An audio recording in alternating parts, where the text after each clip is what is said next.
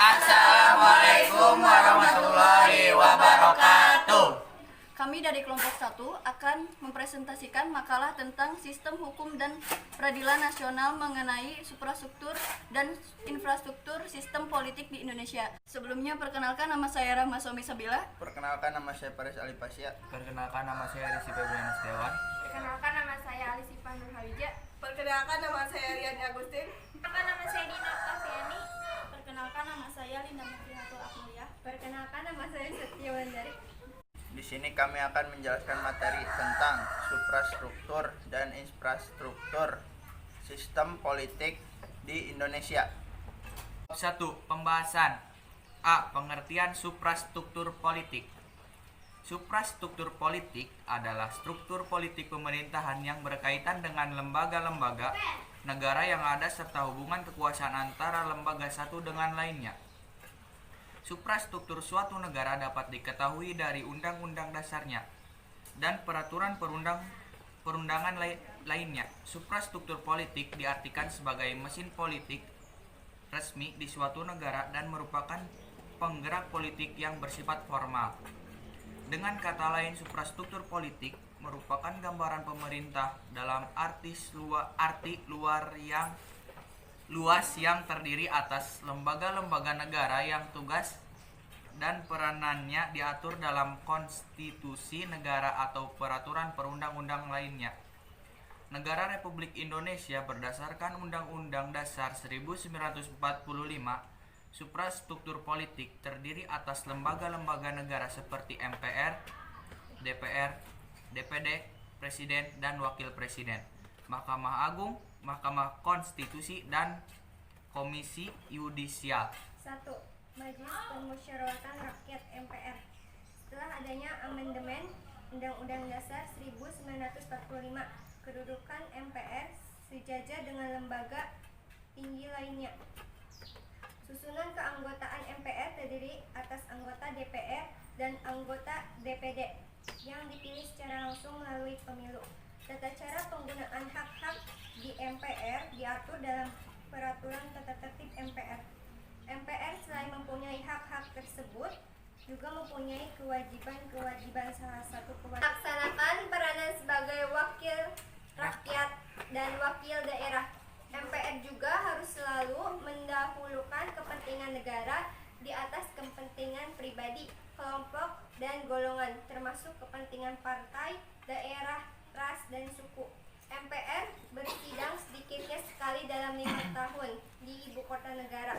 Sidang MPR yang dilakukan setiap 5 tahun sekali itu disebut sidang umum. Akan tetapi MPR dapat pula bersidang lebih dari 1 kali dalam 5 tahun. Sidang tersebut dilakukan apabila terjadi situasi yang mengharuskan sidang MPR. Sidang tersebut dinamakan sidang istimewa. 2. Dewan Perwakilan Rakyat (DPR). DPR, Dewan Perwakilan Rakyat, adalah lembaga tinggi negara dalam sistem ketatanegaraan Indonesia yang merupakan lembaga perwakilan rakyat dan memegang kekuasaan membentuk undang-undang. DPR terdiri atas anggota partai politik peserta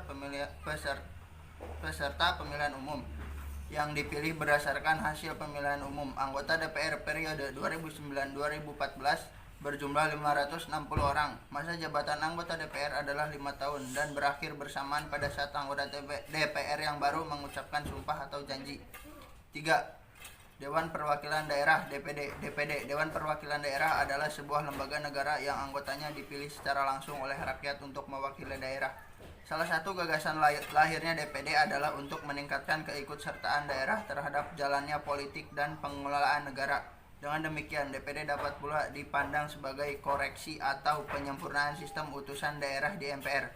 Menurut ketentuan Pasal 2 Ayat 1 Undang-Undang 1945 sebelum perubahan, DPD terdiri atas wakil-wakil daerah provinsi yang dipilih melalui pemilihan umum. Anggota DPD dari setiap provinsi ditetapkan sebanyak 4 orang. Jumlah anggota DPD tidak boleh lebih dari 1/3 jumlah anggota DPR. Adapun peresmian anggota DPD sekaligus peresmian anggota MPR yang ditetapkan satu naskah dalam keputusan Presiden.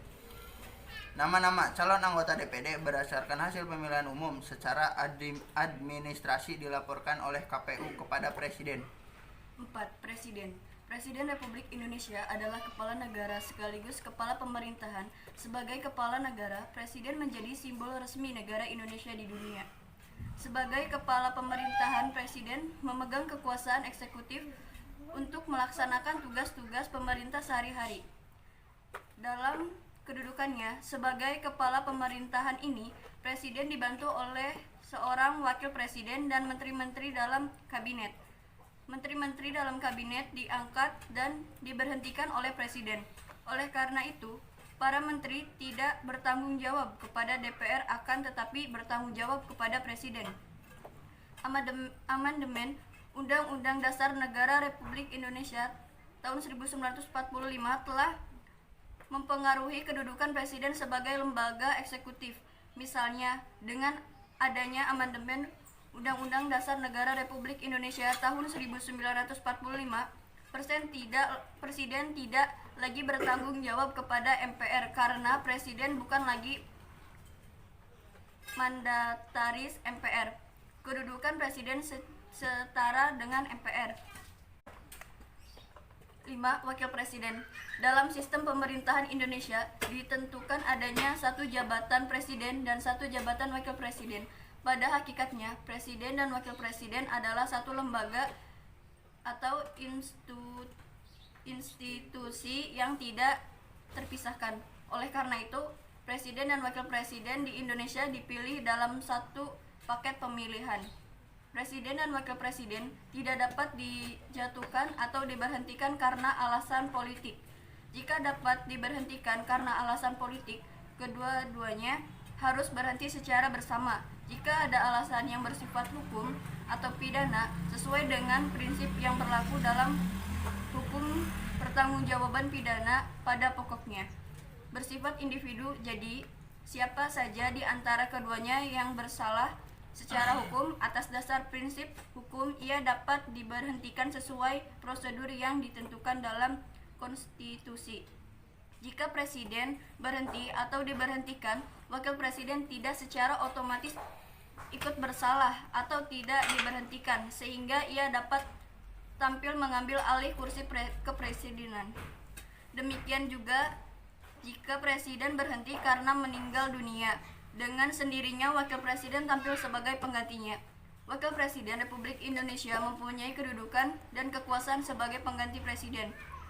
Pemberhentian presiden dan atau wakil presiden dapat dilaksanakan oleh beberapa alasan, diantaranya apabila telah terjadi pelanggaran hukum atau berupa pengkhianatan terhadap negara, korupsi, penyuapan, tindak pidana berat lainnya, dan perbuatan tercela, dan terbukti tidak lagi memenuhi syarat sebagai presiden dan atau wakil presiden. 6. Mahkamah Agung atau MA. Mahkamah Agung atau MA adalah pemegang kekuasaan kehakiman yang merdeka, artinya terlepas dari pengaruh kekuasaan pemerintah. Undang-undang yang mengatur tentang kekuasaan kehakiman adalah Undang-Undang Nomor 4 Tahun 2004 tentang kekuasaan kehakiman. Penyelenggaraan kekuasaan kehakiman diserahkan kepada Badan Peradilan yang ditetapkan dengan undang-undang dengan tugas pokok menerima, memeriksa, mengadili, dan menyelesaikan perkara yang diajukan kepadanya. 7. Mahkamah Konstitusi atau MK. Mahkamah Konstitusi atau MK diatur dalam pasal 24C Undang-Undang Dasar 1945 perubahan ketiga tanggal 10 November 2001 dan Undang-Undang Nomor 24 Tahun 2003 tentang Mahkamah Konstitusi. Mahkamah Konstitusi merupakan salah satu lembaga negara yang melakukan kekuasaan kehakiman yang merdeka untuk menyelenggarakan peradilan guna menegakkan hukum dan keadilan. Mahkamah Konstitusi berkedudukan di Ibu Kota Negara Republik Indonesia. Mahkamah Konstitusi terdiri atas 9 orang anggota hakim konstituen dengan ketentuan pengajuannya sebagai berikut. 3 orang diajukan oleh Mahkamah Agung, 3 orang diajukan oleh DPR, dan 3 orang diajukan oleh Presiden. Keanggotaan Mahkamah Konstitusi tersebut ditetapkan oleh Presiden, Ketua, dan Wakil Ketua dipilih dari dan oleh Hakim Konstitusi. 8. Komisi Yudisial. Komisi Yudisial merupakan lembaga yang belum lama dibentuk di negara Indonesia yang diatur dalam pasal 24B Undang-Undang Dasar 1945 Amandemen ketiga tanggal 10 November 2001. Dalam pasal tersebut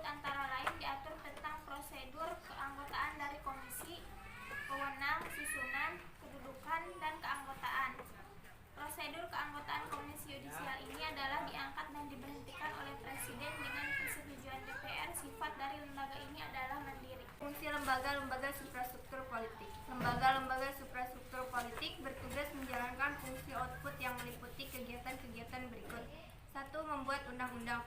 Fungsi ini dilaksanakan oleh lembaga perwakilan rakyat atau disebut lembaga legislatif. Lembaga ini meliputi DPR, DPRD provinsi, dan DPRD kabupaten atau kota, serta DPD sebagai lembaga yang mewakili aspirasi rakyat di daerah. 2. Melaksanakan undang-undang. Fungsi ini adalah fungsi melaksanakan terhadap peraturan perundang-undangan yang telah dibuat oleh badan legislatif. Badan pelaksana undang-undang ini meliputi pemerintahan pusat sampai pemerintahan daerah. 3. Mengadili pelaksanaan undang-undang. Fungsi ini dilaksanakan oleh badan peradilan yang meliputi Mahkamah Agung, Mahkamah Konstitusi, dan Komisi Yudisial. Selain itu juga badan kehakiman yang ada sampai ke daerah, seperti Pengadilan Negeri, Pengadilan Tinggi, dan Pengadilan Tata Usaha Negara. C. Pengertian infrastruktur politik. Infrastruktur politik adalah kelompok-kelompok kekuatan politik dalam masyarakat yang turut berpartisipasi secara aktif. Kelompok-kelompok tersebut dapat berperan menjadi pelaku politik tidak formal untuk turut serta dalam membantu kebijaksanaan negara. Infrastruktur politik di Indonesia meliputi keseluruhan kebutuhan yang diperlukan dalam bidang politik dalam rangka pelaksanaan tugas-tugas yang berkaitan dengan proses pemerintahan negara.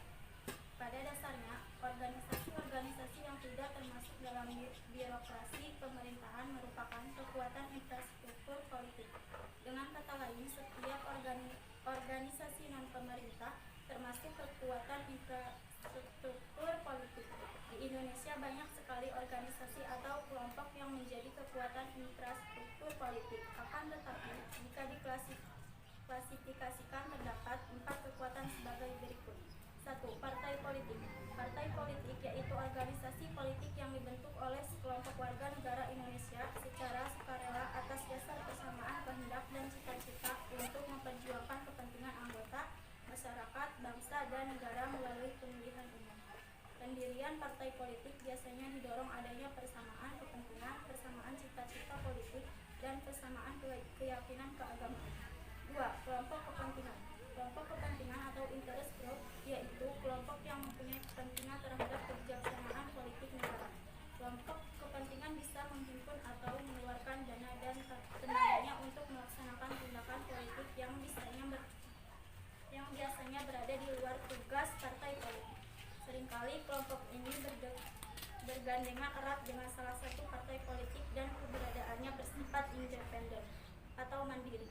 Untuk mewujudkan tujuannya, tidak menutup kemungkinan kelompok kepentingan dapat melakukan negosiasi dan mencari dukungan kepada masyarakat perseorangan ataupun kelompok.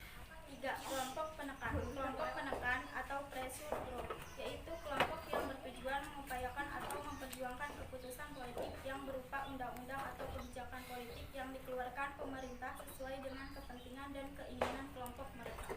Kelompok ini biasanya tampil ke depan dengan berbagai cara untuk menciptakan pendapat umum yang mendukung keinginan kelompok mereka, misalnya dengan cara berdemonstrasi, melakukan aksi mogok, dan sebagainya. Media komunikasi politik. Media komunikasi politik yaitu sarana atau alat komunikasi politik dalam proses penyampaian informasi dan pendapat politik secara tidak langsung, baik terhadap pemerintah ataupun masyarakat pada umumnya. Sarana media komunikasi ini antara lain adalah media cetak seperti koran, majalah, buletin, brosur, tabloid, dan sebagainya. Sedangkan media elektronik seperti televisi, radio, internet, dan sebagainya. Media komunikasi diharapkan mampu mengolah dan mengedarkan informasi, bahkan mencari aspirasi atau pendapat sebagai berita politik. D. Fungsi lembaga-lembaga infrastruktur politik. Lembaga-lembaga kemasyarakatan atau infrastruktur menjalankan fungsi input yang meliputi kegiatan-kegiatan berikut. 1. Interest aggregation. Interest aggregation yaitu pemaduan atau pengajuan kepentingan. Dalam hal ini berarti lembaga infrastruktur berfungsi memadukan aspirasi rakyat yang disampaikan oleh lembaga seperti LSM dan ormas. Lembaga yang memiliki fungsi ini adalah lembaga partai politik. 2. Interest articulate. Interest articulate yaitu perumusan dan pengajuan kepentingan. Dalam hal ini, lembaga infrastruktur berfungsi menyampaikan aspirasi rakyat. Jadi kesimpulannya, sistem politik dapat diartikan sebagai keseluruhan kegiatan politik di dalam negara atau masyarakat berupa proses alokasi nilai-nilai dasar kepada masyarakat dan menunjukkan pola hubungan yang fungsional di antara kegiatan-kegiatan politik tersebut. Sistem politik menyelenggarakan fungsi-fungsi tertentu untuk masyarakat. Fungsi-fungsi itu adalah membuat keputusan-keputusan kebijakan yang mengikat alokasi dari nilai-nilai baik yang bersifat materi maupun non-materi. Keputusan-keputusan kebijakan ini diarahkan untuk tercapainya tujuan-tujuan masyarakat. Suprastruktur politik merupakan gambaran pemerintah dalam arti luas yang terdiri atas lembaga-lembaga negara yang tugas dan peranannya diatur dalam konstitusi negara atau peraturan perundang-undangan lainnya. Infrastruktur politik adalah kelompok-kelompok kekuatan politik dalam masyarakat yang berpartisipasi secara aktif. Kelompok-kelompok tersebut dapat berperan menjadi pelaku politik tidak formal untuk turut serta dalam membentuk kebijakan negara. Saran: betapa pentingnya keberadaan lembaga negara dalam sistem politik dan kehidupan berbangsa dan bernegara. Oleh karena itu, marilah kita lebih mendalami lagi pemahaman tentang sistem politik di negara kita. Sekian dari kelompok kami, mohon maaf bila ada kekurangan. Wassalamualaikum warahmatullahi